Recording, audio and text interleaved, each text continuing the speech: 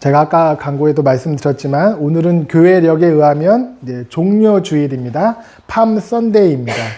예수님께서 십자가에 달려 죽으시는 것을 실제적으로 이제 실행하시기 위하여 예루살렘으로 들어가시면서 나귀를 타고 들어가셨는데, 그때 사람들이 자기의 겉옷을 벗어서 땅에 놓고 예수님은 나귀를 타시고 그 겉옷을 밟고 지나가시면서 사람들이 이거는 이제 작은 겁니다, 이런 종려나무 가지를 막 이렇게 흔들면서 예수님을 환영하고 호산나 외쳤던 그것을 이제 기념하는 주일입니다. 예수님께서는 온 세상의 왕이신데 나귀를 타고 오셨습니다. 나귀. 원래 왕들이 타는 것은 말입니다. 말은 굉장히 크죠. 여러분 말 한 번씩 다 한번 타보셨을 거예요. 말 탄 사람을 보면 이렇게 우러러 봐야 됩니다. 그래서 왕이나 장군들이 전쟁을 할 때, 싸울 때 말을 타는데, 예수님께서는 말을 타지 아니하시고 작은, 그것도 아무도 타보지 않는 나귀를 타고 예루살렘에 십자가를 지시기 위하여 이렇게 들어오셨습니다. 이 말인즉 나는 싸우려고 하는 것이 아니라 나는 평화를 주고 그리고 겸손의 왕으로 섬기기 위해서 이렇게 온 것이다, 이런 의미가 있습니다. 근데 여러분, 우리가 살다 보면 이럴 때가 있어요. 아, 내가 이런 것까지 해야 돼? 아, 내가 이런 대우 받아야 돼? 내가 그래도 여기서 어느 정도 위치에 있는 사람인데, 때로는 자존심 상하고 때로는 사람이 굉장히 비참해지는 그런 경우가 있을 수가 있습니다.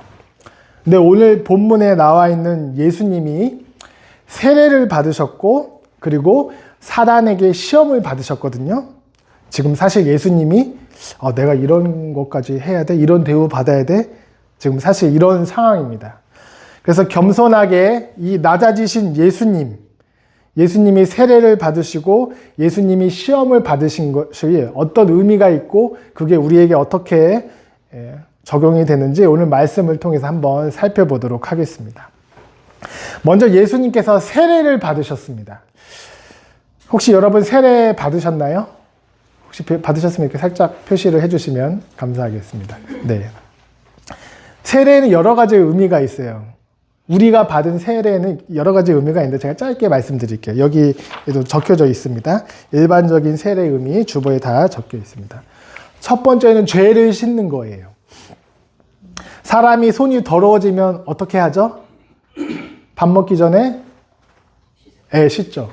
근데 많이 때가 껴있으면 어떻게 합니까? 물로만 씻는 게 아니라 칙칙 눌러서 비누까지 사용을 합니다.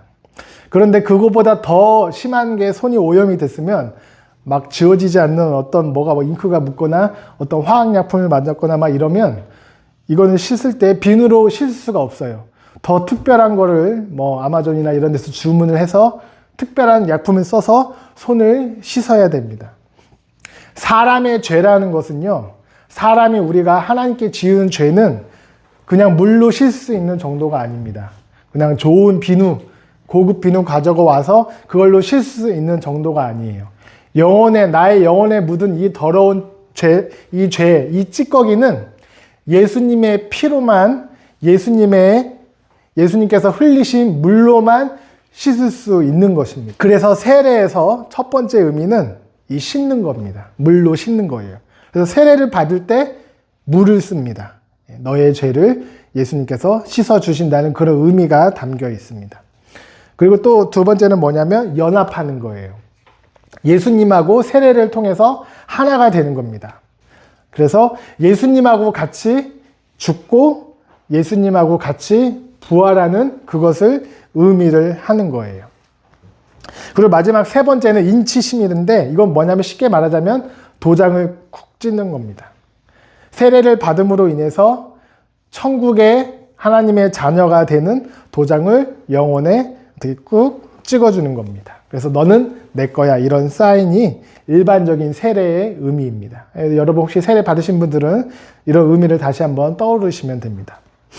그런데 예수님에게 있어서 세례는 우리가 받은 세례와 조금 의미가 틀립니다. 여러분 세례 받으신 분들은 혹시 내가 세례를 받는데 나보다 나이도 한참 어리고 성경도 모르고 이제 막 교회 온 사람한테 혹시 세례를 받을 수 있을까요? 여기 준혁이가 있는데 준혁이한테 세례를 받을 수가 있을까요? 나이가 어린 사람한테?